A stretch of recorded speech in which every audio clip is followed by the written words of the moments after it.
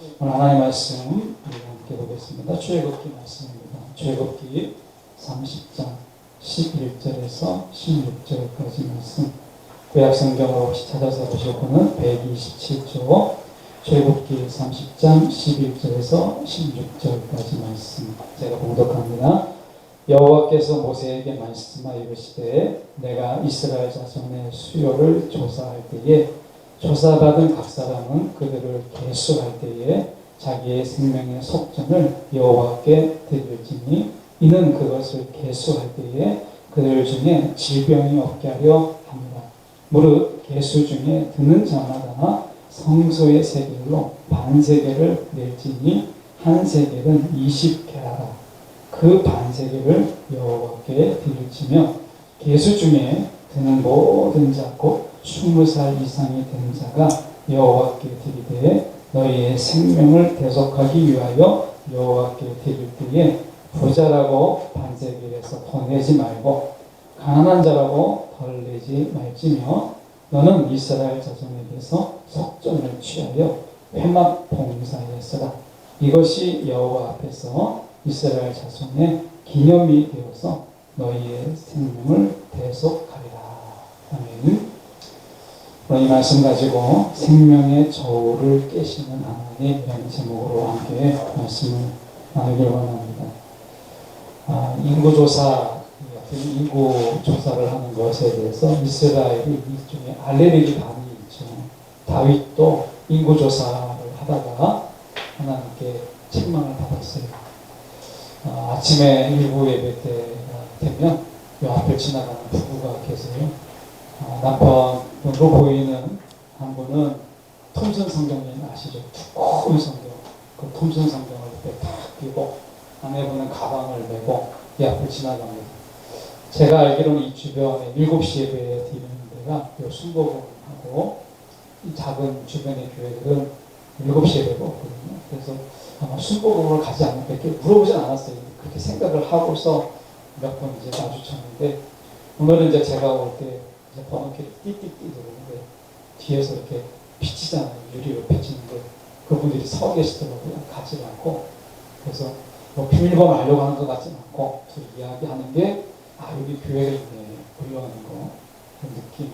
그러면서 큰 교회가 있는데 밑에 교회가 있네. 이렇게 말씀하시는 것 같은 느낌이 물어보진 않았어요. 근데 이제 얘가 그렇게 지나가시는데 그러면서 이제 지나가는데 내가 보면 이 시대의 교회의 힘이라고 하는 거 제가 이제 지금 노예에 속해 있지 않지만 노예에 있을 때 보면 노예에도요 큰 교회라는 게 별거 아닙니다. 사람이 많은 거예요. 영적인 성숙함이 어느 정도냐 제자 훈련에 얼마나 훈련을 받았느냐 또 영적으로 얼마나 깊이 성장하고 성숙했느냐 이런 거는 척도가 아니에요. 얼마나 사람이 많으냐. 이게 이제 큰 교회, 작은 교회 이렇게 나누는 거잖아요. 그러니까 노예 안에 큰 교회가 있으면 목사님들이요. 그렇게 큰 교회에서 오셨다 하면 이제 그 노예 안에서 서열이 정해지거든요. 그러면 어깨에 얼마나 힘을 주는지 목이 뻣뻣한 백성처럼 그래요. 근데 사람의 수가 적으면 괜히 저 멀리 앉아 있어요. 그냥 앞에 앉아도 되는데 저 멀리 계세요. 사람의 수가 많으면 저거에 따라서 사람은 힘이 나기도 하고 힘이 빠지기도 해요. 코로나19로 인해서 코로나19가 어떤 우리가 팬데믹에 대해서 한 시리즈로 봤지만 잠깐 정리해보면 이런 거잖아요. 이거 마지막 때 사도행전적인 종말은 뭐예요? 종말을 준비하는 것은 모이기를 힘쓰라 이거거든요. 모이기를 힘쓰라. 근데 코로나19로 인해서 우리가 정말 모이기가 어렵게 됐잖아요. 지금도 지속되고 있고. 그런데 모이기가 어려우니까 뭐가 어려워졌어요? 기도가 일단 어려워졌어요. 기도. 여러분 우리가 같이 기도하면 그래도 같이 하다 보니까 1시간도 하고 2시간도 하는데 아마 여러분 집에서 이렇게 기도할 때 5분, 10분 기도하기 쉽지 않아요. 정말 기도가 어렵거든요. 더 어려운 게 뭐냐? 찬송이에요. 아마 유튜브로 이렇게 뭐 찬송을 들을 수도 있지만 내가 찬송을 한다. 이게 정말 쉽지 않거든요. 네. 그러니까 찬송이 아마 우리가 많이 사라졌을 거예요. 근데 찬양의 이 영이, 찬양이라는 게 곡조 있는 기도면서도 찬양에 힘이 있거든요. 영적으로. 근데 찬양을 우리가 못하게 되는 거예요. 찬양을 못하니까 거기에 눌림이 있고 다침이 있는 거예요. 그러니까 찬양을 못하게 되고 우리가 말씀을 공부한다는 거, 여러분 혼자 스스로 지금은 웬만한 식당에 가면 다 셀프 이렇게 써 있으니까 공부도 웬만하면 셀프 같은데 공부 쉽지가 않아요. 같이 하고 뭐 의견도 나누고 뭐 나누면 되는데 쉽지가 않아요. 그러니까 흩어지면 이 마지막 때는 정말 예배도 어렵고 공부도 어렵고 기도도 어렵고 찬양도 어려워요. 그래서 마지막 때는 모여야 돼요. 근데 이게 모이기가 어렵잖아요. 사람이 모이면요. 하나님 없는 모임 속에 사람이 모이면 뭐 하는 줄 아십니까? 바벨탑 만듭니다. 자기 이름 높아지기 위해서. 하나님 없는 사람들의 많은 모임은 다른 일을 해요. 그게 사무엘에 나와요. 사무엘에 보면 우리가 말씀 속에서 그런 말씀이 있는데 사무엘에 여기 사무엘상 7장에 보면 어떤 게 있냐면 사람들이요 미스바에 다 모입니다. 그래가지고 그들이 기도하고 막 회개해요. 그런데 여러분 어떤 일이 벌어진 줄 아십니까? 사람이 여러분 회개하고 막 기도하고 금식하며 해도 영적으로 어려움이 올 수 있어요. 미스바에 사람들이 모여서 금식하고 그렇게 회개하고 하나님 앞에 막 그렇게 그들이 기도하는데 어려움이 와요. 아니 기도하면 좋은 일이 있고 막 복이 와야 되고 막 해야 되는데 어려움이 오는 거예요. 어떻게 어려움이 왔느냐? 블레셋 사람들이 가만히 생각해 보니까 이스라엘 사람들이 다 이게 미스바에 모이는데 금식도 하는 거예요. 무기도 없어요. 밥을 굶고 어떻게 싸울 수 있겠어요? 야, 때는 이때다. 그래서 블레셋 사람들이 이스라엘을 쳐야 되겠다. 미스바에 모여 있으니까. 그래서 블레셋이 쳐들어옵니다. 이스라엘 백성들이 이제 난리가 난 거예요. 금식도 했죠. 무기는 다 놓고 왔죠. 다 모여 있는데 다 떼죽음 당하게 생겼으니까 사무엘에게 기도해달라 우리를 위해서. 그랬더니 하나님 어떻게 하셨느냐? 블레셋을 이기게 하셨어요. 하나님 블레셋을 치셨어요. 여러분 기도에도 어려움은 있어요. 내가 금식해도 어려움은 찾아옵니다. 근데 차이가 뭐냐? 하나님이 도우세요. 혹시 여러분이 내가 기도했는데 왜 어려움이 오지? 내가 하나님께 정말 찬양하고 했는데 정말 예배드렸는데 왜 내게 힘든 일이 오지? 아니에요. 힘든 일이 올 수 있어요. 사단이 그때 놓치지 않으려고 하니까. 그때 놓치지 않게 세상이 우리를 그렇게 공격을 하는 거예요. 그런데 여러분 헛되지 않아요. 기도했기 때문에 어려운 게 아니라 기도했기 때문에 금식했기 때문에 어려움이 오는 게 아니라 하나님을 경험하는 때문에 하나님 이기게 하셨어요. 근데 문제는 뭐냐면 이게 7장인데 8장에 문제가 생겼어요. 사람이 모이니까 그들이 하나님을 거부하고 블레셋을 이기게 하셨는데 하나님을 거부하고 사무엘도 거부하고 우리 가운데 왕을 달라고 이야기를 합니다. 여러분 하나님 없는 모임이 얼마나 격길로 갈 수 있는가 이 사무엘상 8장이 보여주고 있는 거예요. 오늘 말씀에 보면 이 생명의 속전을 내라 이렇게 얘기하거든요. 내라고 하는데 성전 세겔로 반세겔을 내라고 합니다. 1세겔이 20개라거든요. 이런 말이 좀 어렵지 않아요? 20개라고 뭐고 세겔이 뭐고 이런 거 안 쓰잖아요. 그래서 제가 한번 찾아봤어요. 찾아봤더니 은화, 당신은 은화로 계산한 거거든요. 그 게라라고 하는 것은 히브리 민족 중에 가장 가벼운, 가장 작은 무게의 단위예요. 게라라고 하는 것이. 그러니까 우리를 얘기하면 뭐 1g 제일 작은 단위 개념이잖아요. 그렇게 쓰잖아요. 나노 개념 빼고. 근데 어제 제가 은시세를 알아보니까 은하 기준으로 했을 때, 은하를 기준으로 했을 때 1온스가 31.1g인데 어제 37,500원이었어요. 37,500원이니까 1게라가 0.57g이거든요. 그러니까 10게라면 5.7g이니까 계산하면 7,280원 정도 됩니다. 그러니까 생각해 보세요. 그때 은 기준으로 딱 계산하기는 어렵지만 지금 기준으로 하면요. 그때를 모르니까 지금 기준으로 하면 한 사람당 8,000원도 안 되는 7,280원을 내는 거예요. 자기 이 생명의 속전으로. 딱 들으면 웃기지 않아요? 이 장난도 아니고, 망한 거 아니고, 7,280원을 내라는 거예요. 생명의 속전으로. 근데 부자들은 더 내지도 말고 가난한 자는 가난하기 때문에 내가 덜 내지 말라는 거예요. 여러분 여기 중에서 7,200원 못 낼 분 계십니까? 제가 꿔드릴게요. 다 낼 수 있잖아요. 7,200원 정도는 더 내려고 하는 분도 있죠. 아마 제가 생각할 때는 이 중에서 부자들은요 더 내고 싶을 거예요. 아니 내가 생명이 이것밖에 안 되냐, 기분 나쁘니까 막 100만 원 내는 분도 있을 것 같고. 근데 하나님 말씀하셨어요. 똑같이 다 7,280원을 내라.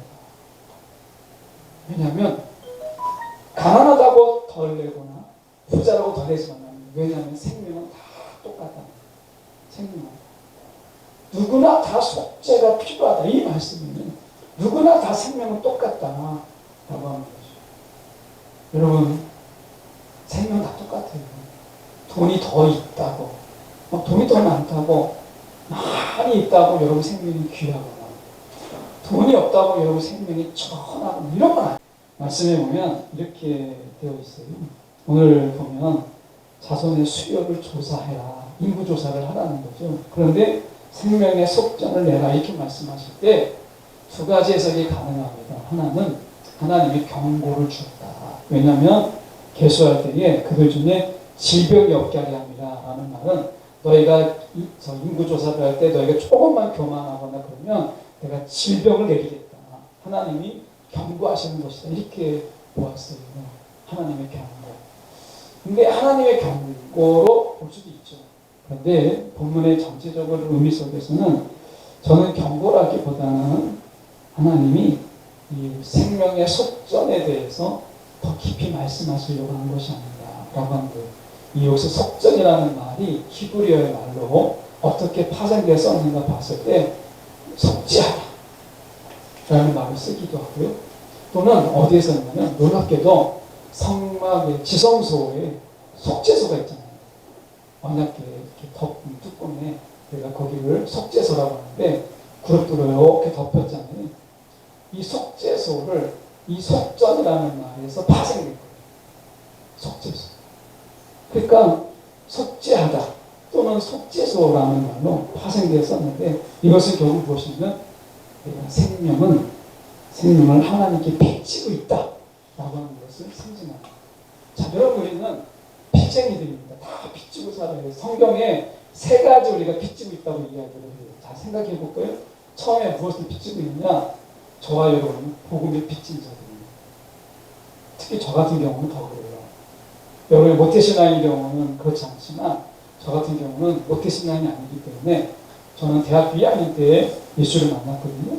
그러니까 저는 복음의 빚진 자예요. 제가 초등학교 5학년 때부터 제가 다녔는데 그때 복음을 몰랐어요. 근데 계속해서 교회에 나갔지만 예수가 누군지를 모르고 다녔는데 저를 열심히 가르쳐줬던 주일학교 선생님들, 또 제가 중고등학교 때 선생님들, 그때 제가 지금 돌아보면 중고등학교 선생님들 정말 괴롭혔던 것 같아요. 막 어려운 질문도 막 하고 교회 시험대 되면 막 안 나가니까 신방도 오셨는데 제가 그 선생님을 날씨도 그렇게 막 좋은 날이 아닌데 1시간 동안 밖에다가 문도 안 열어주고 그냥 가세요 하고 또 방에 들어가 버렸어요. 밖에 계신데 또 가셨겠다 싶은데 여전히 계시더라고요. 그렇게 선배들을 괴롭혔던 생각이 나는데 그분들이 저에게 사랑을 주었다. 그러니까 복음의 빚진 자였어요. 그래서 제가 목사가 된 거잖아요. 또 하나는 뭐냐면 사랑의 빚진 자. 사도 바울이 얘기했죠. 우리는 사랑의 빚진 자. 우리 사랑의 빚진 자입니다. 그리고 오늘 말씀해 보니까 우리는 생명의 빚진 자예요. 우리는 세 가지 빚진 자예요. 우리는 다 한 자리에 있는 분이 나는 빚이 없다라고 하지만 여러분 다 우리는 빚을 진 자들입니다. 복음의 빚진 자예요. 사랑의 빚진 자예요. 생명의 빚진 자예요. 그래서 생명의 속전을 내는 이유가 무엇이냐면 우리가 하나님께 생명을 빚진 자구나 라고 하는 것을 깨닫게 하기 위해서 그런 거예요. 그래서 베드로전서 1장 8절과 9절의 말씀을 보면 베드로전서 1장 18절과 19절 죄송합니다. 1장 18절과 19절의 말씀은 이런 말씀이 있어요. 헛된 행실에서 세속함을 받은 것은 은이나 금같이 없어질 것이 아니요. 그런 것이 아니요. 흠없고 정없는 어린 양 같은 그리스도의 보배로운 피로 된 것이야. 이렇게 얘기했어요. 그러니까 우리는 생명의 빚진 자예요. 예수 그리스도의 피로, 그 보배로운 피로 된 것이에요. 우리가. 그러니까 우리는 하나님 앞에서 그리스도의 피로 구속받은 그런 우리가 생명의 빚진 자. 근데 생각해 볼 때, 여기까지 생각해 볼 때, 야, 우리가 정말 10,000원도 안 되는 돈을 가지고 생명의 속전이다 해서 살아가는 게 많아. 너무 가볍잖아요. 하나님의 은혜가 너무 가벼운 거예요. 예수 그리스도의 그 보배로운 피라고 했는데, 우리가 생명의 속전으로 구약이라고 하더라도 7,200원을 내라고 하는 거고, 8,000원도 아닌 돈을 내라고 하는 게 너무 값싼 거잖아요. 누구나 낼 수 있으니까 너무 하나님의 은혜가 값싸게 느껴지는 거예요. 그래서 말씀을 한번 찾아보니까 이런 말씀이 있어요. 잠언서 20장 10절의 말씀을 보니까 이런 말씀이 있습니다. 한결같지 않은 저울추와 한결같지 않은 되는 다 여호와께서 미워하시느니라, 이렇게 되어 있어요.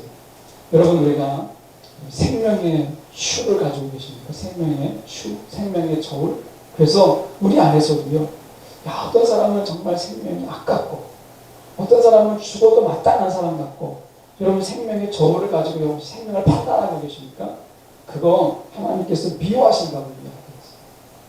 지금 우리 마음속에 여러분 저 사람의 생명, 저 사람의 죽음은 정말 안타깝고 아까운데, 야, 저 사람은 죽을 만해, 막 이렇게 생명에 대해서 여러분 우리가 저울을 가지고 여러분 사람을 재단하고 사람을 우리가 판단하지 말라는 거예요. 이거 하나님이 미워하신 거예요. 생명은 다 귀한 거예요. 그 한 짓이나 그 행함이 미울 수 있지만 여러분 그 생명은요 다 귀한 거예요. 그 전에 한 장로님이 청성교도소, 여기는 악질 중에 악질들이 그때는 많이 왔거든요. 연쇄살인범이라든지 이런 살인자들이 정말 청성교도소에 많이 왔는데, 박효진 장로님이라는 분이 거기에 가서 전도를 했어요.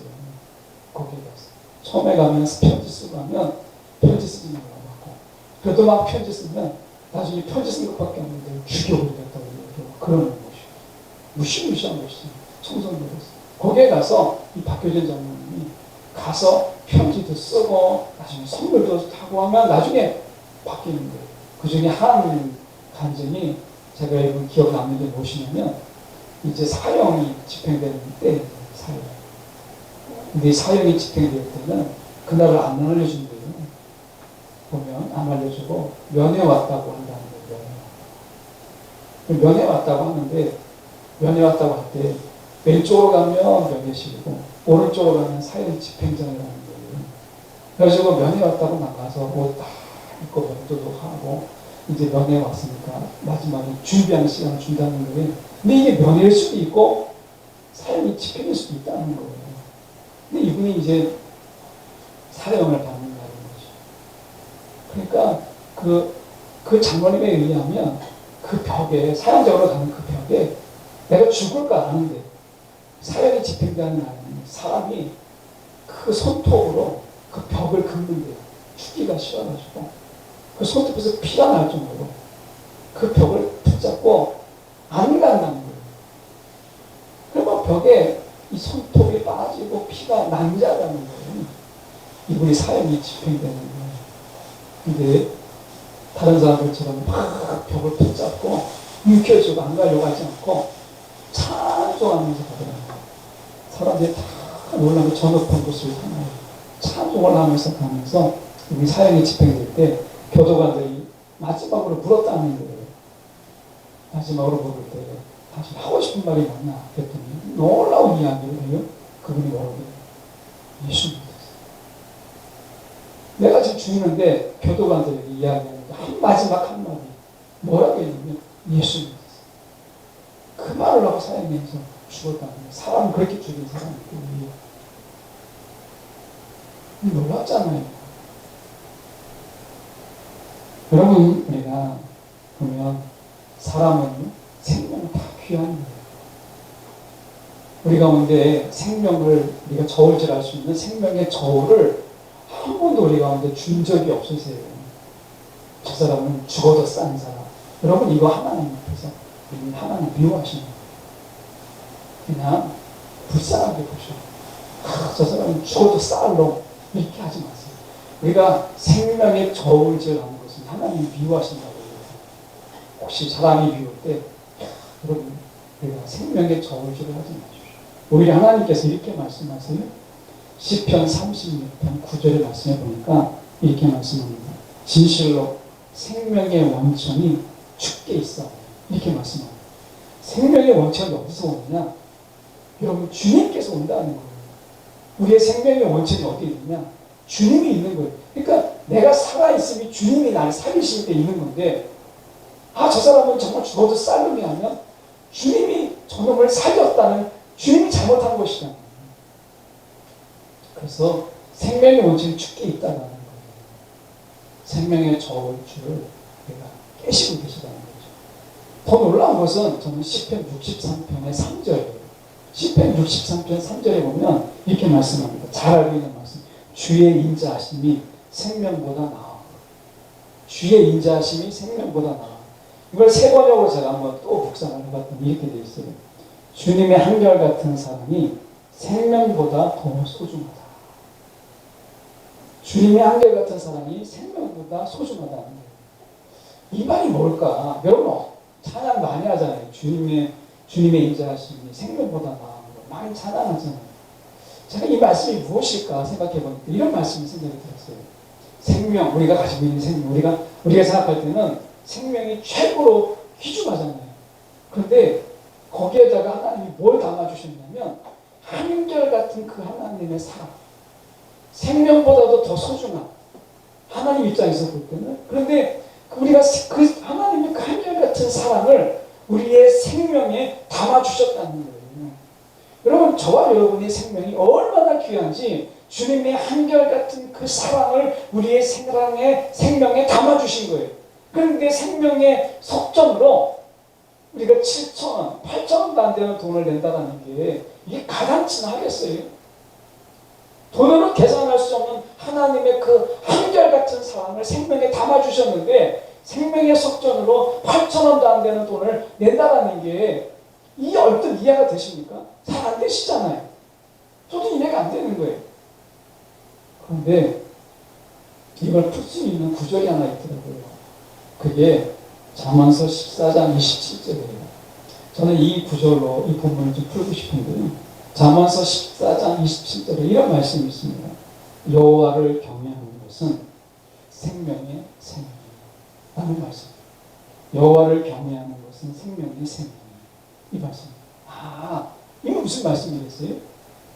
생명의 속전은 돈으로 계산할 수 없다. 이게 7,000원이에요. 돈으로 계산할 수 없다. 그러면 하나님이 정말 원하시는 생명의 속전은 무엇이냐? 하나님을 경외하는 거죠. 이게 하나님이 정말 받고 싶은 우리가 생명의 속전이라는 거예요. 자, 생각해 보세요. 우리가 복음의 빚진 자예요. 자, 복음의 빚진 자는 뭐예요? 복음의 빚을 졌기 때문에 사도 바울처럼 복음의 사도가 돼요. 복음의 빚진 자는 복음을 전하는 것으로 갚아요. 복음의 빚진 자.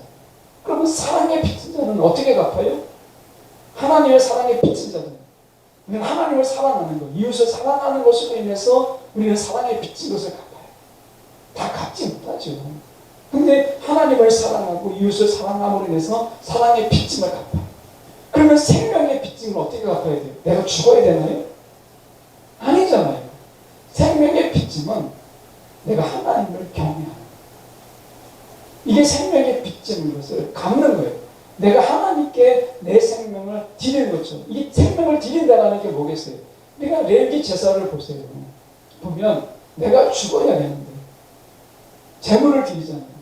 사도 바울은 그것에 대해서 이야기해요. 우리를 너의 몸을 산 제물로 드리라. 예배를 이야기하잖아요. 너의 몸을 산 제물로 하나님께 드리라. 이게 뭐예요? 예배잖아요. 예배. 그러니까 사도 바울의 예배는 뭐냐면 생명의 속전이 무엇이냐? 우리가 할 수 있는 생명의 빚진 자잖아요. 저와 여러분이 생명의 빚진 자인데 생명의 빚진 자가 하나님께 갚을 수 있는, 갚는다는 게보다 생명의 빚진 자가 마땅히 해야 될 게 뭐냐면 예배예요. 내가 나의 몸을 거룩한 산 제사로 드리는 거니까. 이게 예배잖아요. 하나님을 경외하는 거죠. 이게 생명의 빚진 자가 생명의 빚을 갚는 일이 하나님을 경외하는 거예요. 이게 하나님이 받고 싶은 진정한 속전인 거예요. 여러분 7,000원, 8,000원도 안 되는 그 돈 가지고 내가 하나님께 드렸다. 내가 생명의 속전을 다 했다. 이 말이 아니잖아요. 이 돈을 이렇게 낮게 잡은 것은 돈으로 계산할 수가 없다. 물론 이 돈이 성막을 우리가 짓는 데 쓰여요. 이것은 그것이 다 똑같이 내려가는 것은 무엇이냐면 우리의 마음을 모아서 성막을 지었다라는 의미도 되고 에스겔서의 마음에 보면 에스겔서에 보면 이제 포로기 이후잖아요. 그때는 뭐라고 되냐면 에스겔서에 보면 우리가 나중에 성전을 재건하거든요. 무너진 성전을 돌아올 때 돈이 없잖아요. 바벨론으로 돌아왔을 때. 그래서 이것을 이야기합니다. 성전세. 이것을 통해서 성전을 재건하는 데 써요. 그런데 오늘 하나님 말씀하시는 것은 생명의 속전은 돈을 이야기하는 게 아니라 잠언서에서 말씀하고 있지만 생명의 빚진 자는요 하나님을 경외하는 게 갚는 거예요. 생명의 빚진 자. 저나 여러분이나 다 하나님께 생명의 빚진 자입니다. 특히 저는 더 그래요. 저는 대학교 때 예수를 만나고 나서 얼마 안 있다가 강도도 만났잖아요. 그러니까 예수도 만났는데 강도도 만났어요. 같은 일에. 그러니까 강도가 저를 쳤을 때 제 피에 3분의 2가 다 빠져나갔어요. 3분의 2. 그렇게 피를 했어요. 조금만 더 흘렸으면 제 머릿속에 산소가 공급이 안 돼서 뇌사에 빠지거나 아니면 정말 심각하게 모든 것을 다 잃을 뻔했어요. 죽음 직전까지 갔잖아요. 그랬을 때 하나님이 살리신 거예요. 생명은 내게 있는 게 아니에요. 하나님께 있는 거예요. 오늘 일부 때 상민이가 왔었는데 이제 다음 주 되면 이번 주 말고 다음 주 되면 이제 기부수도 부르고 해서 이제 업무에 복귀하는데 서울대병원에 다시 이제 들어가는데 그럼 보세요. 상민이가 사고 났을 때 자전거 타고 미아리 고개를 막 전속력으로 내려오는데 그러다가 그냥 쓰러진 거잖아요. 그랬을 때 머리를 스쳤는데 거기에서 정말 조금만 더 세게 부딪혔으면 상민이 죽었어요. 그 사고는 걸 기억 못하거든요.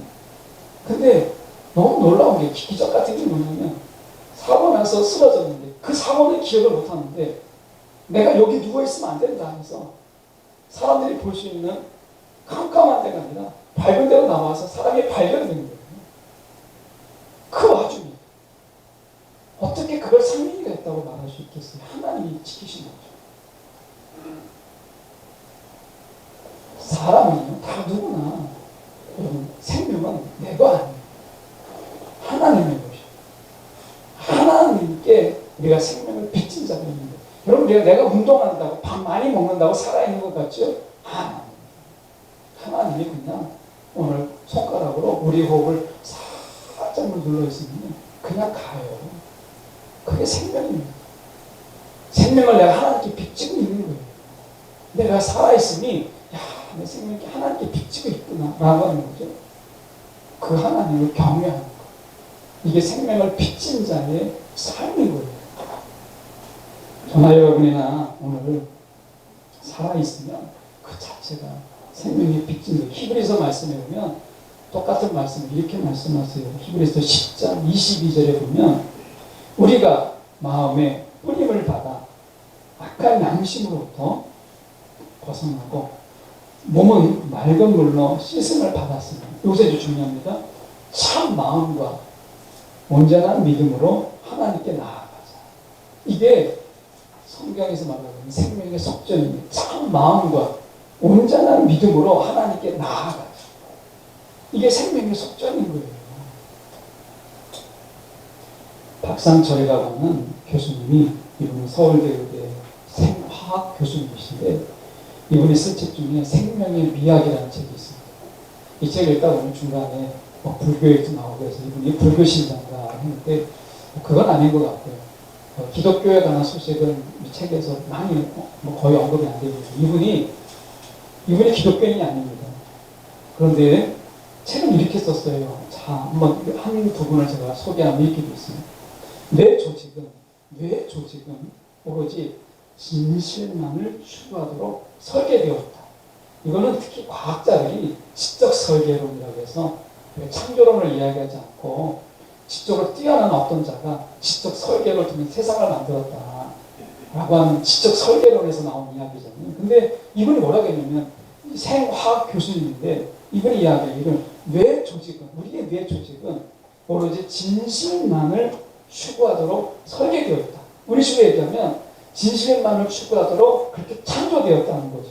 또 덧붙여보면 배고프다고 도둑질하거나 가난하다고 거짓말하거나 또는 뜻이 다르다고 남을 해코지 않는 이런 행동을 우리가 하지 않는 것, 스스로 용납하지 않는 것, 이것은 뇌 조직이 오로지 진실만을 추구하도록 만들어져 있기 때문이다. 이렇게 얘기했어요. 여러분, 우리의 뇌 조직은 하나님이 원래 만들 때 오로지 진실만을 추구하도록 하나님께서 만드셨다는 거예요. 그 진실이 뭐예요? 사마음과 온전한 믿음으로 하나님께 나아가는 거죠. 나아가는 거예요. 하나님 우리가 경배하도록 지으셨다는 거예요. 칼빈의 이야기가 뭐라고 했냐면 하나님을 찾는 마음을 우리 가운데 주셨다라고 얘기해요. 하나님. 우리 가운데 하나님을 찾는 마음을 우리 가운데 주셨다라고 얘기해요. 여러분, 우리 가운데 생명을 주실 때 하나님께서는 하나님을 찾도록 우리 가운데 설계하셔서 지으셨어요. 우리 가운데 생명을 공급하실 때 하나님을 경외하도록 지음받았어요. 그래서 우리가 살아있음에 하나님을 경외하는 것은 살아있는 자의 본분인 거예요. 하나님 그렇게 만드신 거예요. 근데 우리가 어떻게 했어요? 살아있음에 하나님을 경외하도록 만드셨는데 어떻게? 살아있음으로 해서 하나님을 배신하고 하나님을 부정하고 우리가 다른 신을 섬기고 돈을 사랑하고 세상을 사랑하고 하는 거죠. 이것은 하나님의 창조를 깨는 거예요. 하나님의 창조. 이건 하나님을 경외하는 것도 아닌 거예요. 생명의 속전에서 벗어나는 거예요. 저와 여러분 생명의 속전을 하나님께 올려드리기 하나님을 경배하면서 사는 거예요. 그러면 하나님이 우리가 어떻게 하시느냐? 12절을 보십시오. 12절에 하나님 이렇게 말씀하세요. 그것을 계수할 때에 그들 중에 질병이 없게 하려 이렇게 되어 있어요. 질병이 없게. 내가 손을 씻고 내가 위생관리를 잘하고 이렇게 하면 내가 병이 안 걸리겠지. 이게 아닙니다. 하나님께서 그들 중에 질병이 없게 하겠다. 원어적으로는 질병을 피하게 하겠다. 이렇게 되어 있어요. 질병을 그들이 피하는 거예요. 질병이 그들 가운데 오지 가까이 오지 못하는 거예요. 마치 죽음이 그들을 피하는 것처럼 원어적으로는 질병이 그들을 피해가는 거예요. 건들지 못하도록 하나님께서 그렇게 하시겠다라고 하는 거죠. 이게 어떻게 우리가 잘한다고 되겠어요? 하나님이 그렇게 경외하는 자에게 질병이 오지 않게 하겠다. 이것은 단순하게 우리가 질병만을 이야기하는 게 아니라 세상 살아가면서 우리가 부딪히는 어려움도 포함되고 환난도 포함되고 우리 가운데 여러분 우리 가운데 오는 수많은 그런 박해 이런 것도 다 포함되는 하나님이 질병이 없게 하려 합니다. 라고 말씀하시죠. 여러분 하나님을 경외하는 것이 생명의 속전이에요. 그게 하나님께 속한 거예요. 내 생명이 하나님께 속하니까 내가 하나님께 속했는데 누가 건들 수가 있겠어요? 내 생명은 하나님의 것인데 누가 나를 건들 수 있으면 누가 나를 해코지 할 수 있겠어요? 여러분의 생명이 하나님께 있는데 누가 여러분의 생명을 건들 수가 있겠어요? 생명의 빚진 게 은혜죠. 또 말씀합니다. 16절에 이렇게 말씀하세요. 여호와 앞에서 이스라엘 자손의 기념이 되어서 너희의 생명을 대속하라. 기념이 되게 하신다는 거예요. 기념이. 저 여러분이 인생이 여러분 삶의 기념이 되게 사람들 속에 기념이 되게 하신다는 거예요. 오늘 생명의 속정을 지불하는 생명의 속정을 하나님께 올려드리는 삶을 사십시오. 하나님을 경외하고 예배하는. 이 예배하는 것이 여러분 생명의 빚진 자의 하나님 앞에서 마땅한 일인 거예요. 내라고 이야기하잖아요. 여러분, 나는 부자라고 더 낼 필요도 없어요. 내가 가난하다고 덜 낼 필요도 없어요. 하나님께 속한 속에서 우리는 하나님 앞에 나를 지니 예배하는 거예요. 오늘 하나님께서 먼저 우리 가운데 대속해 주셔서 우리를 생명의 빚진 자로 삼아 주신 거예요. 사도 바울이 복음의 빚진 자로, 사랑의 빚진 자로 살 때 그가 억지로 살았습니까? 정말 막 매일 울상으로 살았습니까? 상상할 수가 없잖아요. 그 사도 바울의 삶이 복음의 빚진 자로 사는데 환난도 당하고 어려움도 당할 때 그는 기쁨으로 그걸 감당했어요. 사랑의 빚진 자로서 그러면 살아가는데 얼마나 은혜로 살아가는지 몰라요. 우리는 생명의 빚진 자. 여러분, 하나님께 빚진 자로 살아간다는 게 얼마나 은혜인지 모릅니다. 저와 여러분이 오늘 하나님께 빚진 자로 생명의 속전을 힘써 하나님께 드릴 수 있는 그런 저와 여러분의 삶이 되기를 간절히 소망합니다. 기도하겠습니다. 오늘 혹시 여러분의 삶이 힘들고 어렵고 버거울 때 그래서 지금 많이 회자되잖아요. 생명을 끊어야 되겠다. 더 이상 못 살아야겠다. 여러분 그런 생각하지 마십시오. 내가 얼마나 많이 가졌느냐, 얼마나 많이 배웠느냐, 얼마나 많이 내가 좋은 데서 사느냐 이런 거 중요하지 않습니다.